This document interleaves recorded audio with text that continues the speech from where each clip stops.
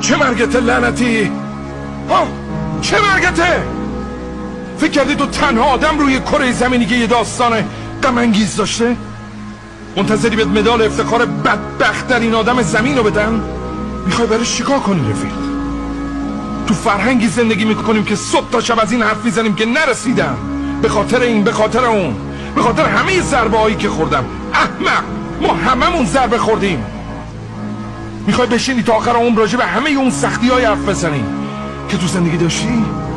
من یه لیست بلند بالاشو دارم از اون اتفاقایی که برات افتاده، اون چیزی که باید یاد بگیری و یاد بگیر و برو جلو. همین. نق نزن، دهنتو ببند، فقط برو جلو. تموم تمرکزتو گذاشتی روی چیزایی که نمیتونی تغییر بدی. این چه کمکی بهت میکنه ها؟ چی کار واسه آیندت میکنه؟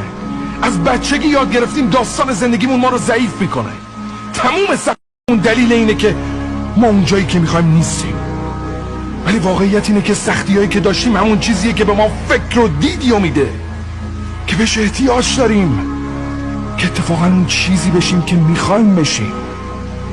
هر کی به هر جایی رسیده کثافت رو بغل کرده. اگه خودتو قربانی ببینی، هرگز